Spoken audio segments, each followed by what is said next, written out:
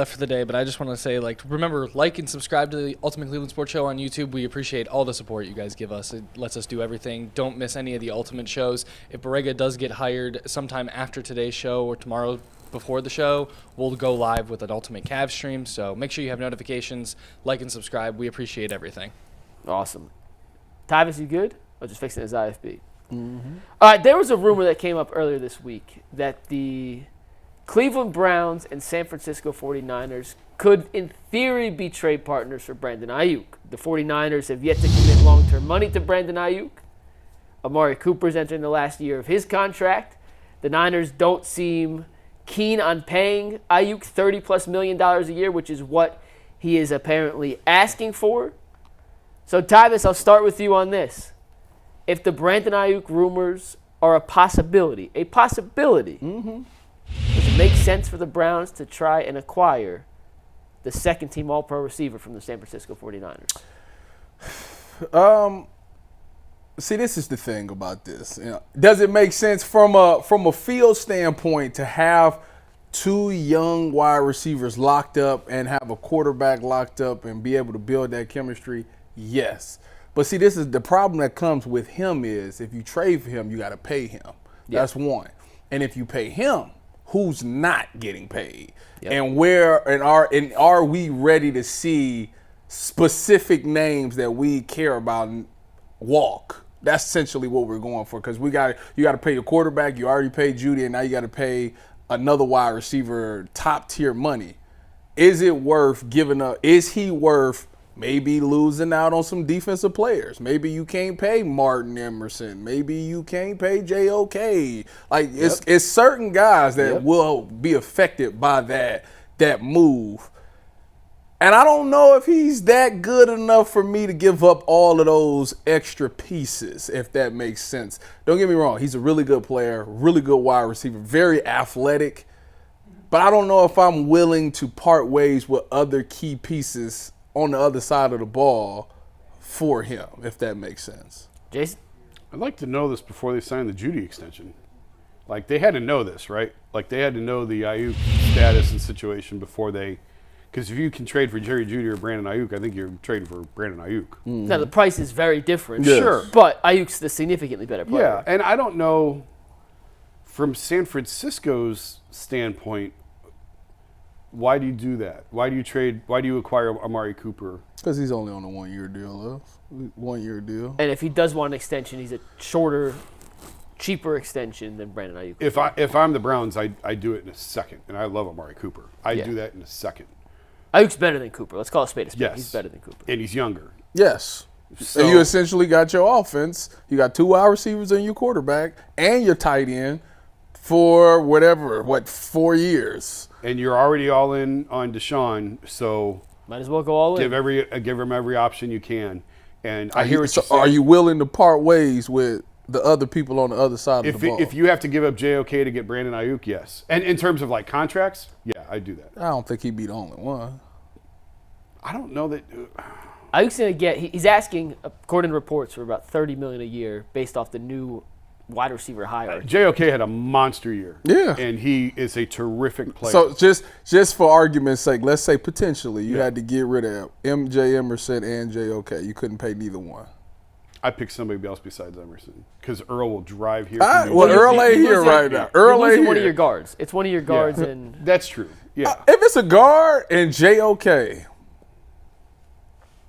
you just drafted a guy from Michigan. Zinter. Yeah, Zinter from Michigan. I'm not worried about that. The guard spot, I'm not worried about. I'm trying to think of the replacement at linebacker. But you're probably losing. I know Chubb too. I know linebacker. Well, it depends on what version of Chubb you get, anyways.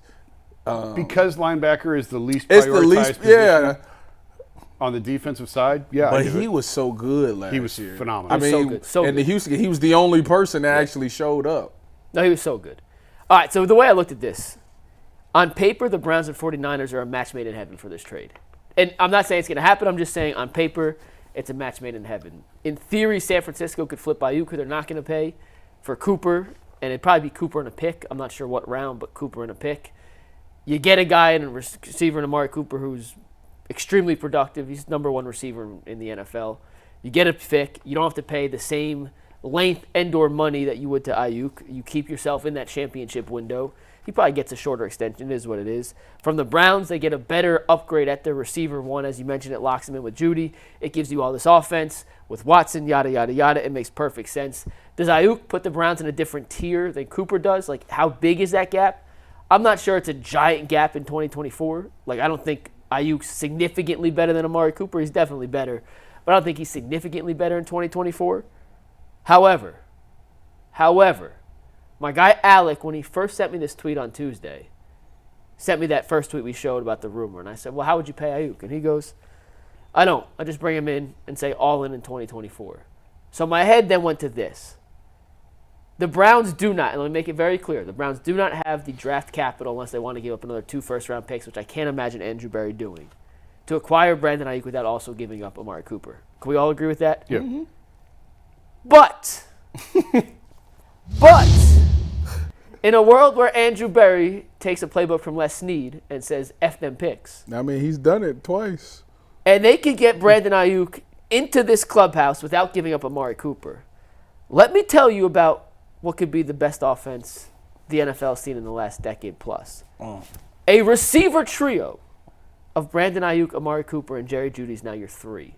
You have Elijah Moore as your number 4 receiver. That's the best wide receiver room in football. Plus David Njoku. Plus Nick Chubb. Tyvus, you played safety in the league. You know how much easier it is to run the ball against a soft box versus a heavy box when there's only 7 guys because they can't allocate that extra safety to stop Nick Chubb. Mm-hmm. You still have an offensive line that, while is getting a little older, is still playing at a very, very high level. If Deshaun Watson's even half the player we saw in Houston, with the weapons he would have on the outside, with Nick Chubb in the backfield, with the offensive play calling and mastermind genius combination of Stefanski, Dorsey, Tommy Rees, and the rest of the offensive minds they brought in, we're looking at an offense that could score 35 to 40 points a game.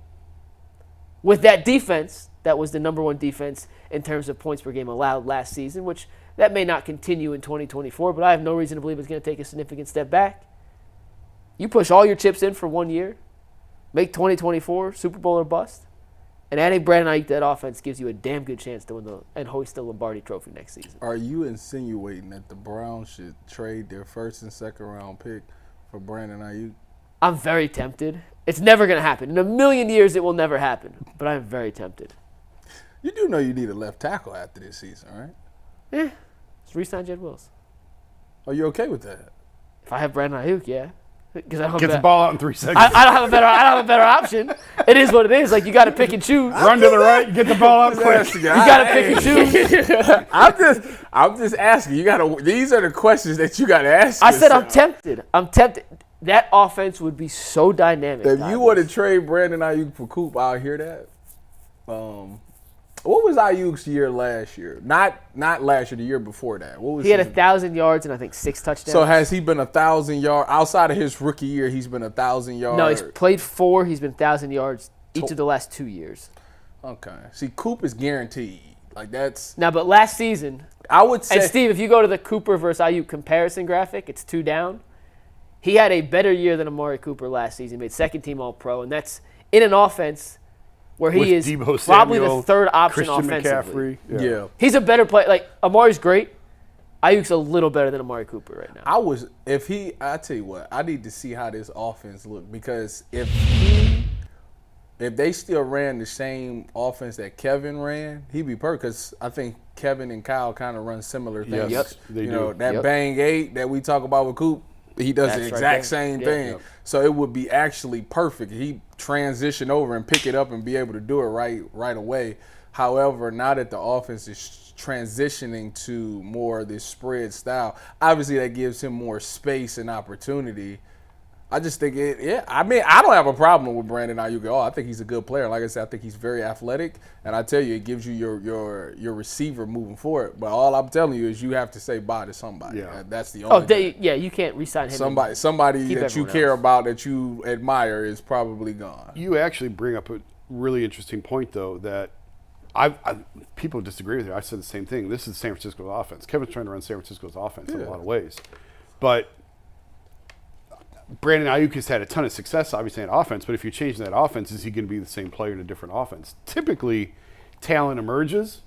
I think he's talented. It's a fair question, though. Yeah, I feel like he's athletic enough. I mean, you got to look at it like Stephon Diggs, perfect example. He left Kevin Stefanski's offense that he runs currently, and he went to the Ken Dorsey spread offense, and he was still successful. So I would imagine that he can be the same. Is his route running as good as Stephon Diggs? He runs really good routes, and like I said, he's fast and he's athletic. So I feel like it could transition into Ken Dorsey's offense. It just will look different to him.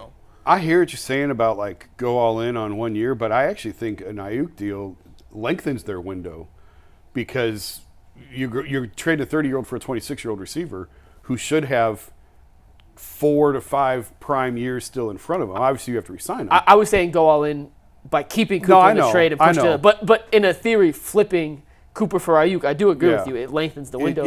It extends your time. And I think Miles is 28 now. I'm not sure when he turns. I think he's 28. I don't know when he turns 29. But you give yourself a couple shots at this, a couple more shots at this. But this is not a young team. The Browns are not a young team anymore. Like they have guys who are aging, and the window is shortening, and there should be some urgency here. Now, if you got a quarterback, you should always be in it, and we'll see if they got a quarterback or not. I don't know if they do or not. I don't know, but by bringing in Aiyuk, you give yourself a couple more cracks at this. With Amari, you're running out of time. Ayuk's really good. And if you didn't watch a ton of 49ers games last year, and even if you did watch, he gets lost in the shuffle just because they have Christian McCaffrey and Debo and George Kittle and Purdy, and they use everyone. It's an equal opportunity offense. But when he got his opportunities to shine, he was dynamic. Second team All-Pro, 1,342 yards, 7 touchdowns. Do you know if he showed up to OTAs and stuff? I don't know. I don't know. Yeah, me either. I tell you what, it all comes down to that rookie that they drafted, that Ricky Parsons. If he's good and he's making plays in like preseason and training camp, I think they'd be more. They'll move off of Brandon because if they're not gonna pay him, which he's saying that they're not gonna pay him, they'll be fine with it. It'll be like Ricky can do the things that he does. This comes into the leverage play though that we talked about last week, or maybe it was Tuesday. Having Wednesday as an off day really makes really makes everything feel like different time. But we talk about who is the leverage, the Browns or Amari Cooper. In the instance of Aiyuk and the Niners, I think it's a really different leverage divide than it is in Cleveland with Amari because of Amari's age, where the Browns are at. The Niners were in the Super Bowl last season. They're probably the favorites from the NFC to get back to the Super Bowl, if not the overall favorite outside of Kansas City to win the whole thing. And they need Brandon Aiyuk because they go with Debo and Brandon. A pretty big drop-off with Pearsall being the big unknown there, Tyvis, to their third receiver. Mm-hmm. And he's a critical cog in their offense. I still think the team holds the leverage in every negotiation, especially in the NFL. The team has the leverage. Well, until proven otherwise. You get blown out in week 1, that's proven otherwise. I mean, they ain't got to pay you. That's the thing. With Brandon Aiyuk's situation, I think the Niners definitely have it because they got a first-round pick that they got to depend on at some point anyways. Yeah. Do you think there's any chance Aiyuk sits out? No. No? Now, what is he on, his 5th-year option? That's what he playing on? Yeah. No. And again. For what? For what? At the end of the day, I'm playing for my next team. Now, he might fall into one of them situations where my hamstring a little tight. Am I going out there? No. No, I'm not. It does make you. There is a part of me that pauses though, because I've talked about this before. When you're dealing with guys on teams that have had X number of years with this guy, if they don't want to pay him, why? Why don't they want to pay him? I think I read something yesterday. It's not that they don't want to pay him. They know they have to pay Purdy. Yeah. And Trent Williams wants. They have to choose very carefully who they pay and who they can't pay, which the Browns are going to be in that same situation very shortly. But I agree to your point. I think you need to dig a little bit deeper just to make sure. Yeah. Because if there's a team who's got a really good player, and yes, you can't pay everybody. I get that. But why are you picking the guy that you're picking that's not who you're going to pay? I just think you need to do due diligence on that and just make sure before you pull the trigger on that. I wonder, and Ty, you played for Kyle Shanahan. I wonder if you asked him and gave him true serum. They gave Debo Samuel that big extension last year. Mm-hmm. If all things were equal, who would they rather extend, Debo or Aiyuk? Ayuk's missed one game in the last 3 years. Well, the thing about the Debo thing is when he was getting that extension, wasn't it something that came out that was like, first of all, Kyle was all for getting him his extension. I know that from firsthand sources. Kyle wanted him to get the extension. But Debo was talking like he didn't want to do the running back stuff no more. Like he just wanted to be a wide receiver. And I don't think they utilize him like that as a running back As much? Like I think they really dialed down on that I'll look it up. from last season. I really don't recall him really getting a lot of handoffs like that last season. So if you're just going to tell me that you was going to pay him as a running back, like the reason he was able to even sign the big extension is because of all the things he was able to do. But as a pure wide receiver, talent-wise, obviously Brandon Aiyuk is a much better route runner and all of those things than Debo. Debo is just he's a physical wide receiver. He's essentially a running back at wide receiver. He gets the ball in his hands, he runs people over, he does really good with yards after catch, he breaks tackles, stuff like that. He reminds me kind of like a Golden Tate. You know, when Golden Tate was playing, you get the ball in his hand on a drag. Jarvis Landry when he was Miami, you get the ball in his hands on a drag or something like that. He breaks tackle. He could take it a lot further than that. That's kind of what I look at when I see Debo, where Brandon Aiyuk actually runs routes, break people off, break your ankles, stuff like that. Create separation on routes. So he's the better wide receiver, but overall, Debo's a better football player. You're right, by the way, in 21, which was the summer, or he played 21, then got the extension. 59 carries. Next season 42. This season 37. Yeah, see, so because I think he said he don't really want to do that. Like he don't. It's tough really, on his body. Yeah, he don't really He's like always hurt doing anyway. that. Last thing on Ayuk, Jason, then we'll wrap this up. If the Browns were to acquire Brandon Aiyuk, him, Judy, and Njoku, is there a better trio of pass-catching options in football than that? I know I'm putting you on the spot here, but Ty, the same thing for you. Is there a better trio of pass-catching options than Ayuk, Judy, and Njoku? I mean, Yeah, well, you probably be the Texans. Dell, Diggs, Collins? Yeah. I couldn't put the Browns number one just because I'm not sure what you have in Judy. I'm just not sure, and Fair. I want to see Njoku in this new offense. Fair. But it's up there. I mean, it's for sure. Those are that'd be should be dynamic. three talented That'd guys. be dynamic as and hell. if the, I mean, they still are with Cooper and Njoku and I would have Judy. to put the Texans one, depending on the availability of Odell. I'll put Miami second. That's fair. Yeah, Miami. That's I feel like there's another one we're missing. At least one more. It's not the Bengals no more because they got a rookie. Yeah, they lost. They lost Tyler Boyd. Tyler Boyd. Yeah, it's true. All right, Ant, you want to give us a super chat?